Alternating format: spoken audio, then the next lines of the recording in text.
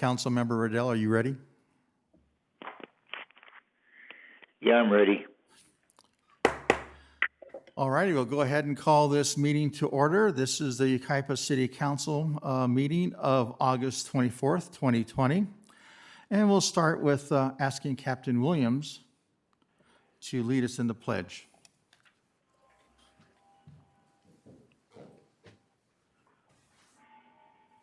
Honorable Mayor, members of the council, if you join me in the Pledge of Allegiance.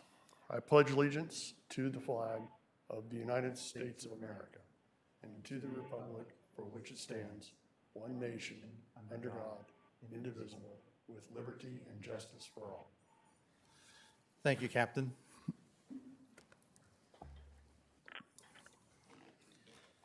Jennifer, will you go ahead and start roll call? Councilmember Riddell. Here. Councilmember Bogue. Here. Councilmember Duncan. Here. Mayor Pro Tem Allen. Present. Mayor Avila. Here. Okay. Ray, are there any changes to the agenda? I have no changes this evening, Mr. Mayor. Okay, we'll go ahead and move on to special presentations. Jeremy Bryant from Omnitrans will give a presentation on the status of Omnitrans. And before he starts, I'd like to recognize Erin Rogers, who's the CEO and in charge of everything. President? No, not president, just chairman, not even that. She's just in charge of Omnitrans. Welcome. Good morning, Mayor Avila, members of the Yucaipa City Council. I'm Jeremiah Bryant. I'm the Director of Strategic Development at Omnitrans. I'm also a Yucaipa resident and have been here for about 18 years. I'm here to give a quick update on what's going on at Omnitrans, particularly as it relates to public transit in the city of Yucaipa. Just to start with that, a quick background on Omnitrans. I've been here presented a few times, but Omnitrans is the public transit, primarily the bus transit provider for the San Bernardino Valley. Our service area goes from the LA County line near Montclair and Upland to the Riverside County line on this side to the city of Yucaipa. We serve from the foothills to the Riverside County line on the south. In a typical year, we carry approximately 11 million riders. About 170,000 of those riders trips start in the city of Yucaipa. We have 31 routes. 5 of those routes are currently in Yucaipa. And we offer a family of services designed to match the level of service and the level of transit need with the community that we serve. Those can range from a BRT service, a bus rapid transit line like SBX in the city of San Bernardino, to local services like you'd see your Route 19 up and down Yucaipa Boulevard here, express service, which is along the freeway, or OmniGo service, which is the primary service in Yucaipa today. Additionally, we provide Omni Access, which is services for ADA qualified riders, and special transportation service programs, which are primarily grant-funded programs that we offer for, again, seniors and those with disabilities. Looking specifically at the services in Yucaipa, the primary and core route that serves the city of Yucaipa is Route 19. It starts ultimately in Fontana, serves communities of Loma Linda, Redlands, before ultimately getting to Yucaipa. It serves Grafton Hills College before coming up Yucaipa Boulevard. One of its primary and busiest bus stops in Yucaipa is in front of the high school until it ends at the Yucaipa Transit Center, which is a facility just adjacent to City Hall. Route 8 also serves the city of Yucaipa. It's also a traditional bus service. It starts in San Bernardino and then ultimately comes through Loma Linda, Redlands, and its terminus is at Grafton Hills College. One of the great things about Route 19 and Route 8 is we have a partnership with Grafton Hills College that allows for students to pay a very small fee as part of their student body fees to be able for all students at Grafton Hills College to be able to ride Omnitransit services for free. That was something that we started probably about 7 years ago now, and we started very much with some seed funding that came through the cities that we've been very appreciative of various partnerships. I've had many conversations with City Manager Casey over the years on how to enhance transit services in the Yucaipa, and that was one thing that we were able to do to really bring about services for students. We also have a smaller bus service. These are smaller buses. Instead of carrying about 40 people, they carry about 16. There are 3 routes called OmniGo Yucaipa. Those are routes 308, 309, 310. They do a couple of loops. One of the loops serves 310 serves the regional park and community park along, in addition to the area along Sunnyside. The other 309 and 308 are clockwise and counterclockwise loops that serve 5th Street, California, go out to County Line Road. On the access service, as I mentioned a little while ago, is our ADA service. It provides service anywhere within 3/4 of a mile on the same days and hours as our other services for those with qualifying disabilities. Omnitrans, prior to COVID, was going through some planned service changes. Those service changes really dealt with us making sure that we aligned our current ridership levels and service levels. Over the last several years, like transit throughout much of the state and country had seen ridership declines. So we were in the process of looking at an 11% system-wide ridership change or service decline in order to match our funding levels. We did that with a significant amount of data that we've shared with our board, and we also did a significant amount of public input. We had, I believe, 22 public meetings scattered throughout the 15 cities we serve. One of them one evening was actually in this chamber because there were some changes to the services in Yucaipa, and we had a significant amount of public feedback at that meeting. As the changes relative to what I just showed that were planned was a couple of those OmniGo routes were being combined. So the route that serves over by Regional Park and the Community Park and the loop that goes through 5th Street and out to County Line Road, those are being combined instead of being Route 309 and 310. They're going to be one route, 319. What that allowed us to do was keep service on 310 at the same frequency, but reduce frequency on 319 to once an hour. We still were able to provide service to the same communities, but at a different frequency. Route 308 was eliminated with these changes. The reason for that is 309 and 308 are clockwise and counterclockwise loops covering the same area. So we're just keeping one of the loops, the loop that carried slightly more people. So I mentioned access service is same days and same times as our regular fixed route service. Our OmniGo services would only be operating on weekdays now. Weekend ridership was particularly low in the city of Yucaipa, so access in terms of the areas that 309, 308, and 310 served would only be on weekdays, not weekends. If you're an ADA qualified rider that's within 3/4 of a mile of Yucaipa Boulevard, your service would still remain because Route 19 would still remain in service on weekdays and on weekends. Obviously, as we can tell at this meeting and throughout the country, COVID has had a significant impact both on how we provide services and the funding certainty or uncertainty that moves forward. As a result, once the governor issued his first stay-at-home mandate in March, we saw ridership throughout the area drop by between 60 and 65%.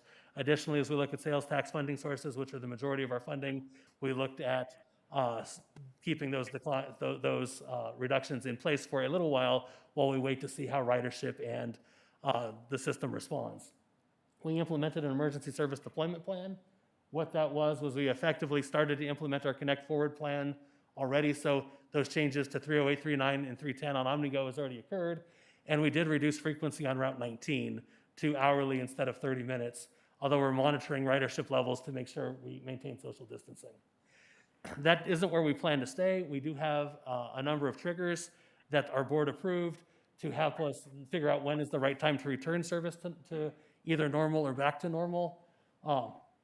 First is looking at ridership. So we look at ridership by route to see when we're getting passenger loads equivalent enough to bring back service so we can maintain social distancing. That is likely what will happen with Route 19. We'll continue to monitor Route 19. As we see ridership grow, it will likely be in line for additional service. We've also been monitoring what's going on with schools. Since schools account for about 20% of our total ridership, right now the schools remaining closed, particularly the community colleges remaining closed, and the high schools being closed have really impacted our ridership levels, so it doesn't make sense yet to increase service until those schools reopen. And then lastly, we monitor financial sustainability. We're very much looking to see what the sales tax numbers look like so we know what our future looks like. In terms of what are we looking at in terms of the future, we are working on a couple of very important planning documents. We are working on our strategic plan, which sets the guidelines for our next 5 years. In terms of a broad level, what do we want to be within the region? We're also working on our short-range transit plan, which is specific to the services that we want to operate. We have a call out for something called CTSA or Regional Mobility Partners. The city of Yucaipa put in a grant request to run a shuttle partially to offset some of the reductions, but to tap into some of the funding sources that we can make available to run community shuttles and community partners that isn't available to ourselves. That grant was put in over the summer, and we'll be expecting to announce awards when we take it to our board in committees in September, and then ultimately to our board in October. Also, we are, sorry, one slide too far. We are working on a pilot program in the city of Chino Hills, which is called a microtransit pilot program. We're running smaller vehicles that are on demand, basically like Uber and Lyft. They're called by your phone, so you have a smart app. You say, I want to ride. We would be providing the service. There are many reasons why it makes sense for a public transit provider to provide that service, and we'd be using vehicles like that, which is a Ford Transit, carries up to about 12 people. If the service is successful in Chino Hills, we will be looking at where are other alternate locations to consider services like that. As I said, I'm a Yucaipa resident and have held public meetings in Yucaipa probably every year for the last at least 10 to 15 years. We do know there are a number of requests in Yucaipa. This is just a partial list that includes things like higher frequency on Yucaipa Boulevard, service to Dunlap, regional connections primarily to the pass area to our east, weekend service, earlier, later service. There's been a lot of requests lately to expand service to the south and east, more towards County Line, and then farther east. We are aware of those. We currently do not have the funding to operate those, but are continuing to monitor changes as they occur within the city. If anyone would like to make any further comments, then there are many on the slide, but you're welcome to call 1-800-9-OMNIBUS or email planning@omnitrans.org, and we'd be happy to take those comments. With that, I thank you for your time, and I'm happy to answer any questions. Thank you, Jeremy. Are there any questions? None. Thank you very much. Yes, thank you.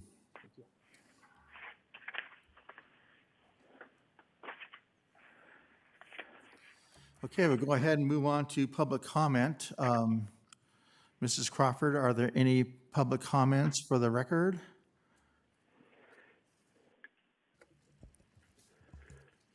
You've received a public comment in the general public comment that's been distributed to council.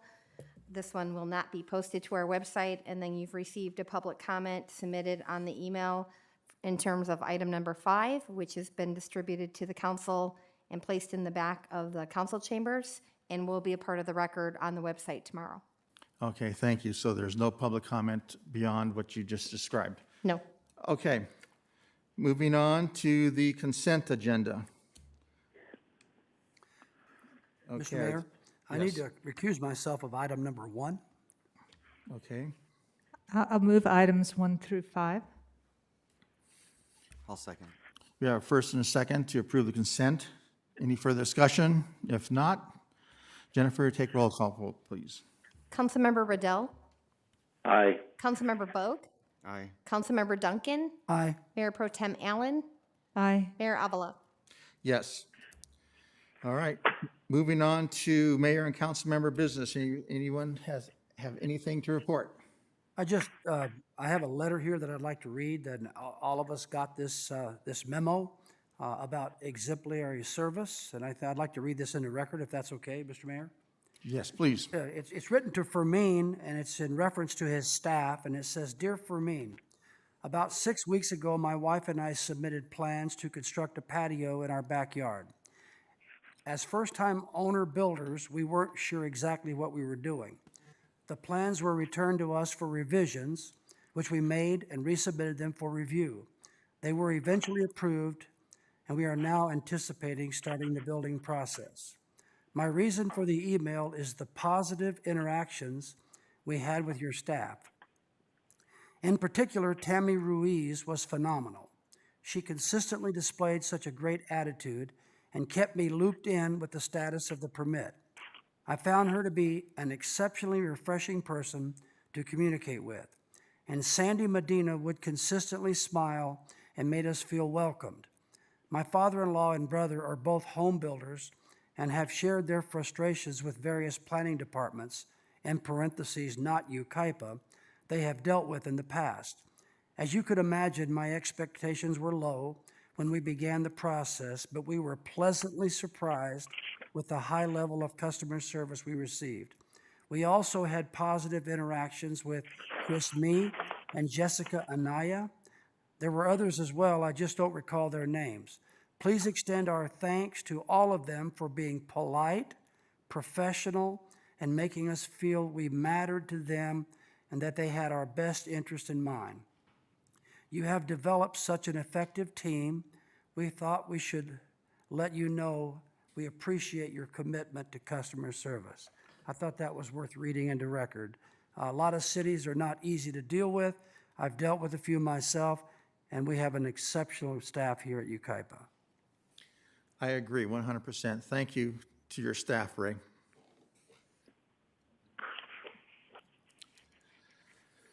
Okay, possible action on pending legislation. Anything to report? Nothing this evening, Mr. Mayor.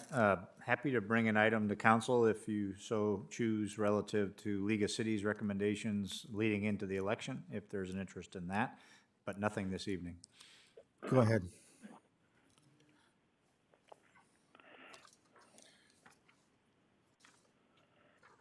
No interest? Okay, we'll move on to department reports. The first one is the Police Department Semi-Annual Report. Captain Williams? Ray, did you say you were going to come back with those? I left that out on the table, thank you. Okay. If there's an interest by a majority of council members in coming to you with the League of Cities list of items on the agenda, on the election for November, and their recommendation, I'm happy to do that. So these are propositions? These would be propositions primarily. Yeah. I would just like that as an email update. Okay, I'll be happy to do it as an email, if that's okay with everybody. Okay. All right. Lieutenant Landon? Yes. Good evening, Mayor and council members. I'll be presenting a short presentation on the Yucaipa Police Department mid-year report. This chart is going to show how many staff members we have at Yucaipa PD, which totals of 43. The next. This is going to show our traffic citations so far this year between January and June. You'll notice their numbers are lower than normal, and we believe it's because for the impact of COVID-19 and less traffic being on the roads. The next. Traffic collisions. Okay, this slide reflects the amount of traffic accidents. As you can tell, the numbers are pretty consistent from last year and lower than 2018 when it comes to property damage and non-injury traffic accidents. If you can go back a little bit, yeah. So you can also notice that our injury TCs are up a little bit, and we've had 2 fatalities. Okay. I want to start off by saying our deputies have been doing a great job in their assignments, especially since COVID-19. This is Deputy Rosa, our quality of life deputy, and she works to link the homeless population with resources and services providers throughout the county. I want to point out the 4 encampments that she has removed so far this year. Those encampments have been located at Oakland Road, and with the assistance of Caltrans. Also, there was another one behind Sell Drug, and 2 in the wash area off 2nd Street, and she had assistance from City Yards. This is our MET officer, a Deputy Alcala. The MET detail conducts proactive patrol throughout Yucaipa, problem-oriented policing, enhanced enforcement of the uptown area. MET normally partners with Yucaipa assigned probation officer to conduct probation compliance checks. However, the probation officer has been recently reassigned, and we're waiting for a replacement for her. Now we have Deputy Swanson, who's our Adult Protective Service and Children and Family Services deputy. As you can tell, she's had 332 referrals so far this year, and those referrals come through our hotline or mandated reporters and the public calls, and anytime abuse is suspected of children and adults, and she handles those calls. Then we have Deputy Gidcombe, who's our traffic officer, and he handles traffic citations and TCs throughout the city. Then we have our special deputy school resource officer, Deputy Wedge, Through January and March, he was really busy while school was in session. However, once COVID hit and schools were closed, he still continued to stay active by doing home checks of students not showing up or going online to participate in school. He also helped with the drive-up graduation, which was a big event. It was all new to everyone. And also, he investigated the vandalism of the banners outside of the school when everybody had their banners up for graduation, and he made an arrest on that. I just wanted to point that out. Some of the events that we have, obviously, the COVID impact. The COVID pandemic had multiple impacts on the Yucaipa Police Department operations in the first half of the year. San Bernardino County Public Health ordered cancellation of non-essential gatherings of 10 or more persons on March 17th. The Sheriff's Department developed protocols as events unfolded to continue to serve the public while increased protection for employees. As you all know, obtaining all of the cleaning supplies and personal protective equipment was very hard, and it was hard to keep up on that, especially to keep it for our deputies, to keep everyone safe. One of the other events that we assisted with was the COVID-19 event, testing event on April 11th at Crafton Hills College. The police department was involved in developing a traffic plan and providing traffic control and security for the event. The event went smoothly and there were no traffic issues during that event. Protest activity. I know that we've been talking a lot about them, and as you all know, over the weekend of May 30th, police agencies across the country began encountering protest activity. On June 1st, several assaults occurred in Yucaipa when counter-protesters engaged protesters near Yucaipa Boulevard and 3rd Street. Criminal investigations were conducted and several reports were submitted to the DA for review. Also, in the following weeks of June, protesters conducted peaceful marches up and down the boulevard and between 7th Street Park and the police facility.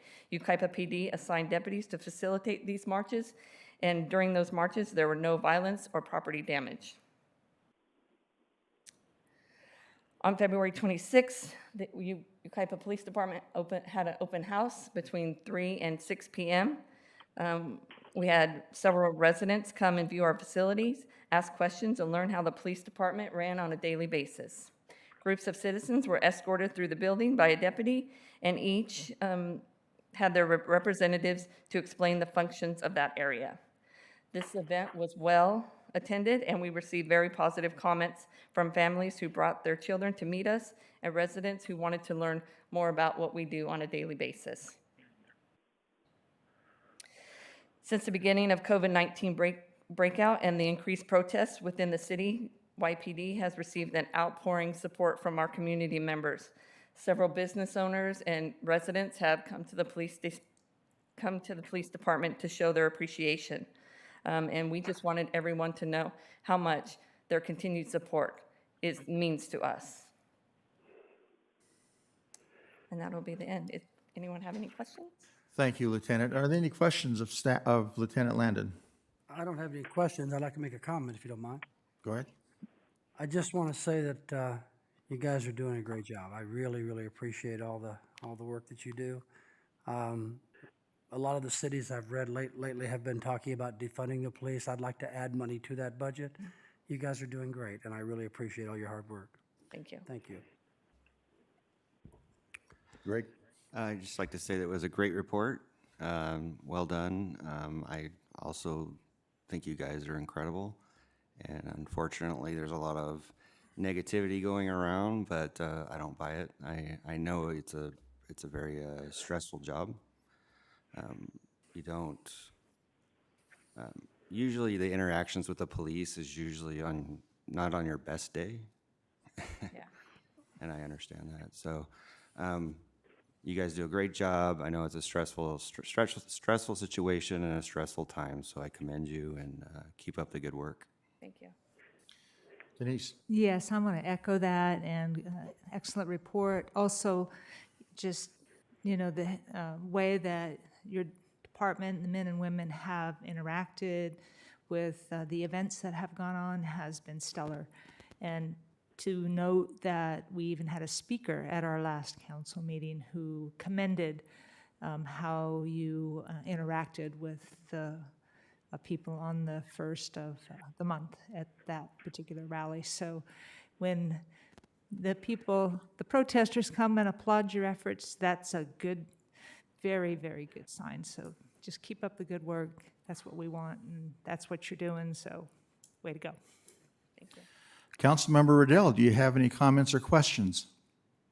No, no comments. It's been a very difficult year for everyone, and especially the police department. I think they've conducted themselves admirably, and I think the report was as objective as they could make it, not siding with one side or the other, but tried to make the thing as objective as they could. And it's been a very difficult year for them, and I don't envy them. I'm glad I'm not on the police department right now. To say the least. Lieutenant, I do have a question. Have you noticed any significant adverse impacts as a result of COVID-19?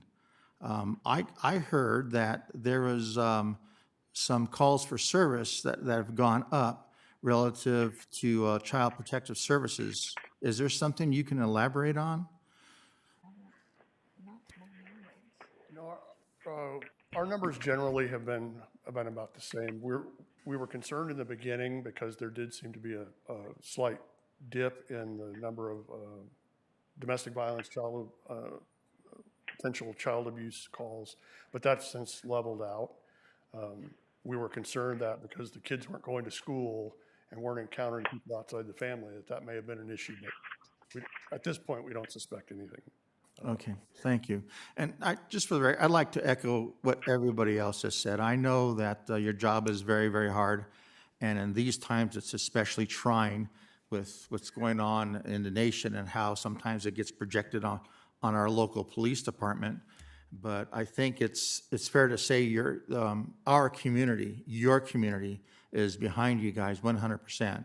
Well, 98%. Because there's always going to be somebody who's not going to be happy with everything. But you guys are doing a tremendous job. I'm very proud to have you both as at the helm and leading our community in law enforcement and protective services. Thank you so much. I would say 99.6%. Thank you. 0.7. Okay, we need to. I guess we need to vote on this, make an approval. Do we approve and move this forward? So move. Second. Okay, we have a first and second. If there's no further discussion, Jennifer, you take a roll call vote, please. Councilmember Riddell, Aye. Councilmember Bogue, Aye. Councilmember Duncan, Aye. Mayor Pro Tem Allen, Aye. Mayor Avila. Yes.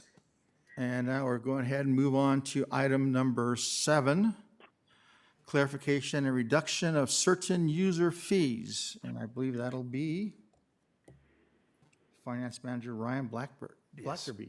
Indeed.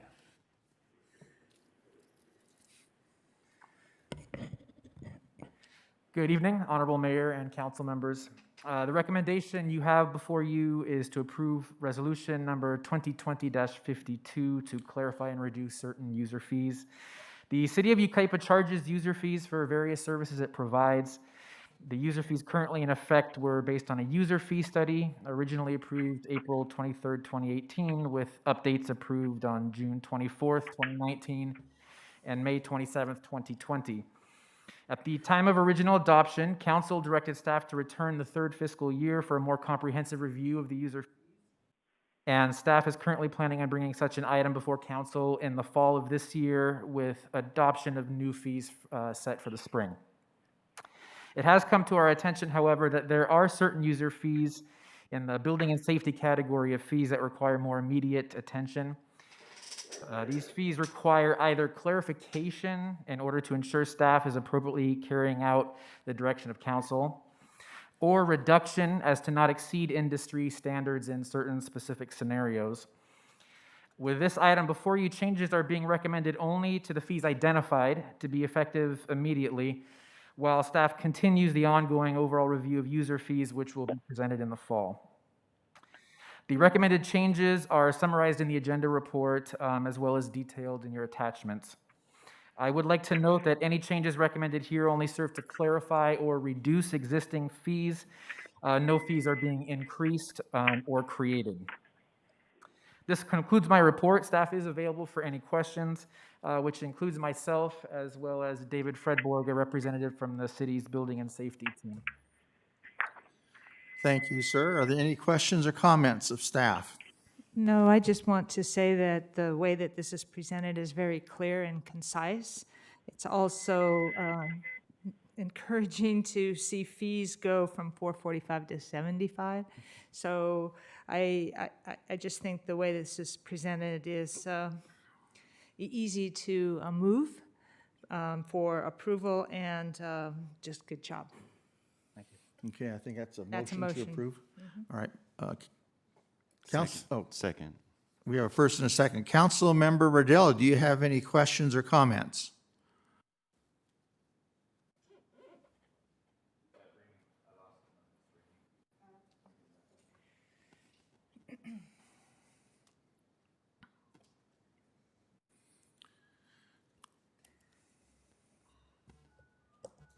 So we always like to see our fees go down. Yeah. Good thing, especially with retaining walls. Should we talk some more? Go ahead. No any jokes? No?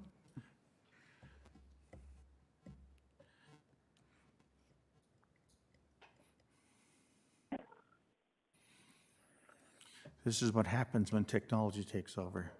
Okay. Councilmember Riddell, can you hear me okay? Yes, I was cut off, and I apologize. I don't know what happened, but they got me back on. All right, do you have any questions or comments of staff relative to the reduction of certain user fees? No, I don't. No questions. Okay, we have a first and a second. If no further discussion, Jennifer, you take a roll call vote, please. Councilmember Riddell, Aye. Councilmember Bogue, Aye. Councilmember Duncan, Aye. Mayor Pro Tem Allen, Aye. Mayor Avila. Yes. All right, moving on to item number 8, Fremont Street at Wilson Creek Low Water Crossing Replacement Project. Fermin Preciado. Yes, thank you. Good evening, Mayor and council members. This item is regarding the conservation services agreement and the inspection services for the Fremont Street Low Water Crossing project.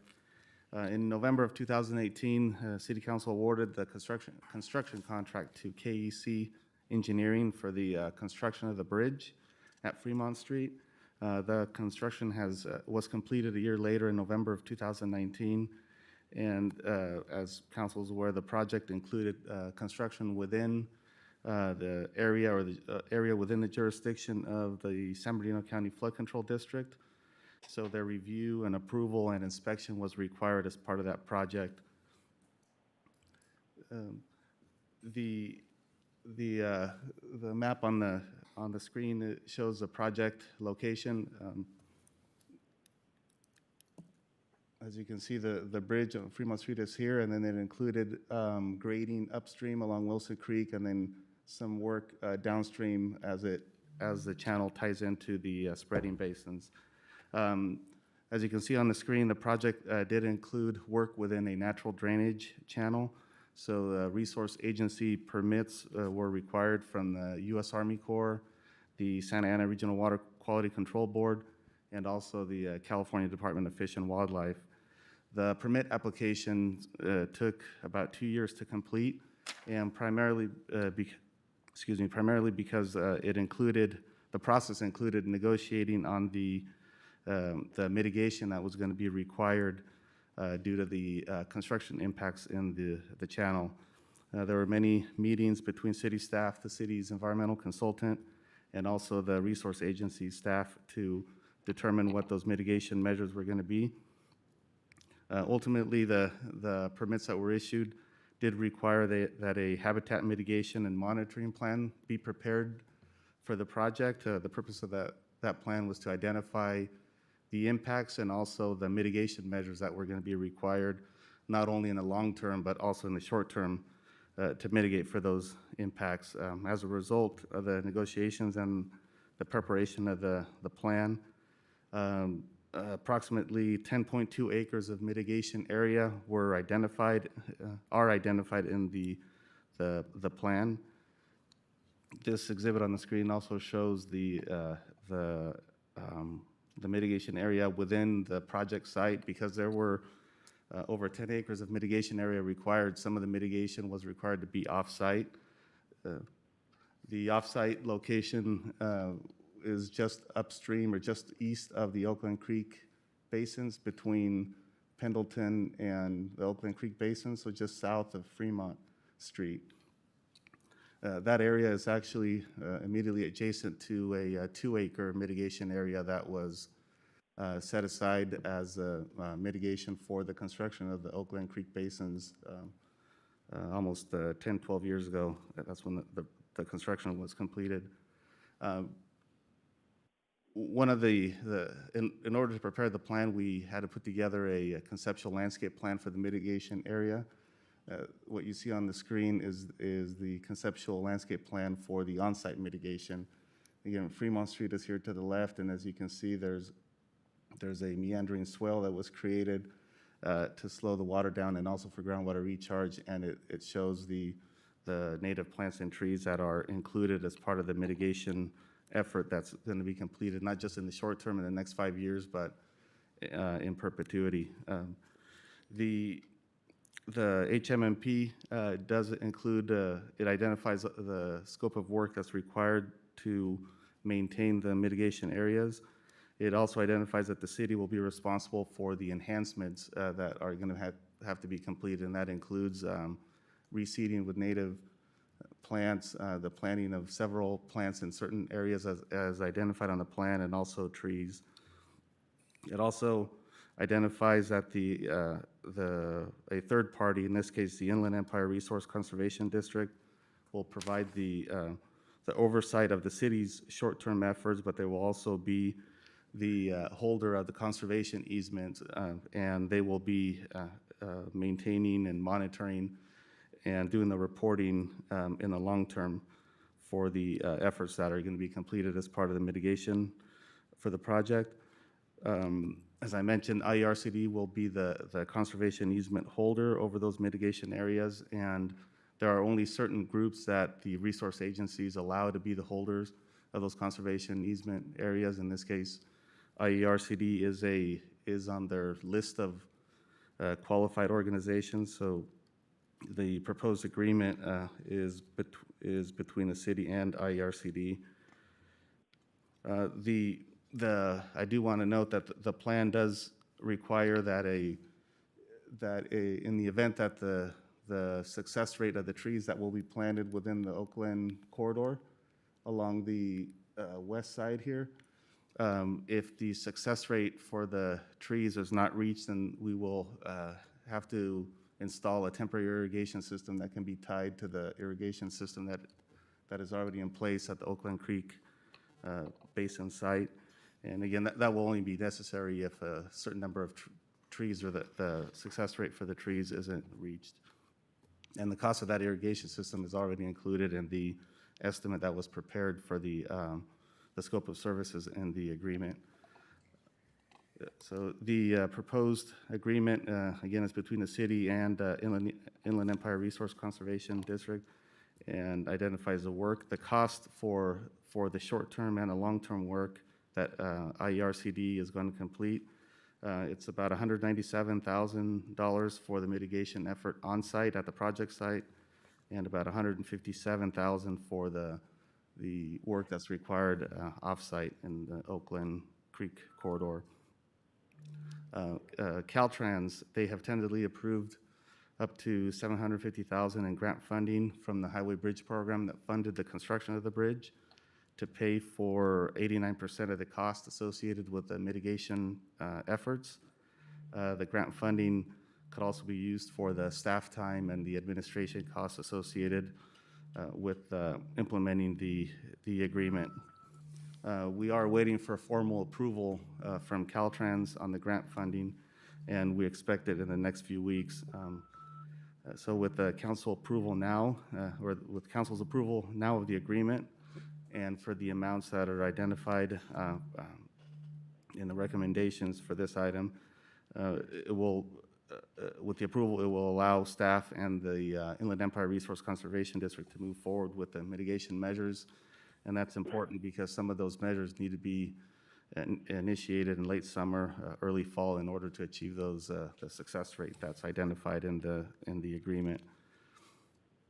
And also the bridge, as I mentioned, the bridge and channel work that was completed, since it required the permitting and review and approval of the flood control district.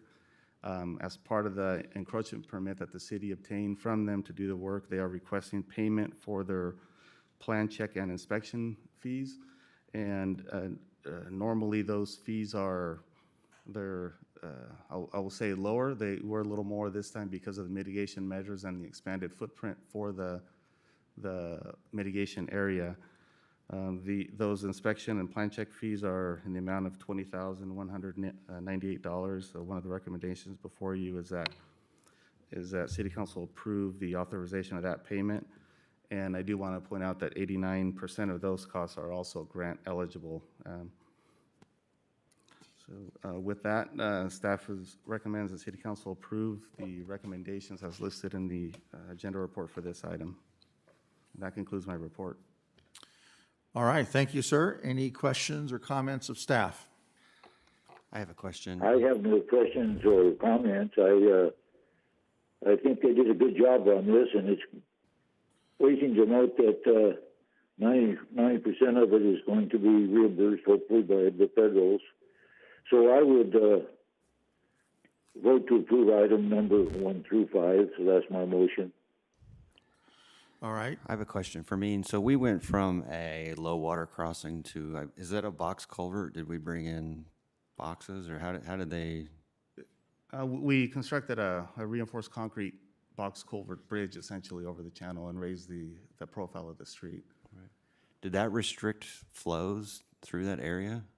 No, the grant funding requires that the 100-year flows be conveyed through that bridge. And what we did do is we did some channel work upstream, and then also did completed some structures between the bridge and the county spreading grounds to enhance the groundwater recharge, to put the low flows into the spreading basins. So that's what the mitigation areas are, is that work that you're talking about? Yes, that's a part of it. Okay, because I thought, my initial reaction was, why are we mitigating areas that far away from a bridge that's not restricting flows? And it seems like we're just adding huge amounts of cost. But I get it now. That makes sense. So. Okay, we have a motion to approve. Is there a second? I'll second. First and a second. If there's no further discussion, Jennifer, take a roll call vote, please. Councilmember Bradell? Aye. Councilmember Bogue? Aye. Councilmember Duncan? Aye. Mayor Pro Tem Allen? Aye. Mayor Avila? Yes. All right, it passes unanimously. Moving on to item number 9, the land conveyance and escrow agreement for Wilson 3 Basin Project. And again, Fermin Preciado. Yes, thank you. As council is aware, the Wilson 3 Basin Project, it is an important regional flood control project to reduce the flood risk in Yucaipa. At the last city council meeting, council approved a purchase and sale agreement between the city and Woodside Homes for the purchase of the flood control surplus property that would not be required to build the basin project. That was consistent with the memorandum of understanding that was approved by the city council back in 2013 for the project. That memorandum of understanding did indicate that the proceeds from the sale of the surplus property would be flood control's financial contribution towards the construction of the basin project. The purchase and sale agreement that was approved by council, it is contingent upon the city acquiring the property from the flood control district first. So the agreement before you tonight, it outlines that process and the terms for the city to acquire the property. And what you see on the screen is the location for the Wilson 3 Basin area, and the area identified in the brown by Area 1, and also the innovation area over here to the east along Bryant Street. Those make up the property, the subject property. So it's Parcel A and Parcel G. The proposed agreement identifies the fair market value of both of those properties, Parcel A and Parcel G, to be in the amount of $6,217,000. The terms included in the agreement indicate that the funds will be deposited into an escrow account when they are received by the city, and they will be used to pay for the construction of the Wilson 3 Basin project. Staff is also recommending that City Council authorize the city manager and the city attorney to work with the flood control district to make minor adjustments to the agreement if necessary. And again, that's provided that if any significant changes are made, the agreement will be brought back to City Council for consideration. So staff is recommending that City Council approve staff's recommendations as listed in the agenda report for this item. That concludes my report, and staff is available for questions. Thank you, Fermina. Are there any questions or comments of staff? Mr. Riddell, do you have anything? No, except this is about the most complex project I've ever seen. At least 100 pieces have to be put together to complete this thing, but I have no comments. I'm just I guess I'm kind of proud of all that stuff being put together to make this thing work. So I have no comments. A lot of ingredients to make that sausage. Any other comments? If not, do I hear a motion? I'll move approval. Second. Okay, we have a first and a second to approve the 3 items as recommended by staff. If no other discussion, Jennifer, will you do the roll call vote, please? Councilmember Riddell, Aye. Councilmember Bogue, Aye. Councilmember Duncan, Aye. Mayor Pro Tem Allen, Aye. Mayor Avila. Yes. All right, we'll go ahead and move to announcements. Are there any announcements? I'd just like to thank the staff again for moving so expeditiously and getting these outside sort of eating areas, consuming the whole parking lot approved. And it seems like it's been a growing endeavor, and I'd like to encourage everyone to go eat twice a day just to make sure we support these businesses, because even in the heat, it seems like you're having a picnic, but they really need the money, and just trying to keep them alive is kind of important to us. I agree 100%. We need to do everything we can to support our businesses during this time. It's unfortunate we have to do this, but this is what we have to do. And I also finally want to recognize Captain Miller. That is you, right, Skip? Okay. I know these guys have been, if they haven't been up north or down south fighting fires, they're staying home and doing this 24 hours a day. And I know they probably have no days off, and they're putting in the extra hours. And I just want to say I'm very proud of our fire department, not only because I'm one of their homies, but also because of I know what they're doing, and I know what they have to, what their sacrifices are. And I just want to say I appreciate you and your families for standing by, you guys. And move on to that, to closed session at this point. Is there anything for closed session, Mr. Snow? Thank you, Mr. Mayor, members of the City Council. We have 2 items on this evening's closed session. The first is a potential initiation of litigation pursuant to paragraph 2 of subdivision D of Government Code Section 54956.9 of the Government Code. There's 1 case. We wouldn't expect reportable action on that. Second item is conference with real property negotiator regarding the property listed on the agenda. Negotiating parties are the City of Yucaipa, and under negotiation will be price in terms of payment, and we wouldn't expect reportable action on that item either. Okay, and before we move on to our closed session, I'd just like, again, thank Aaron Rogers and Jeremy Bryant for being here this evening. Tomorrow at 11, I'll be at the office, if you don't mind.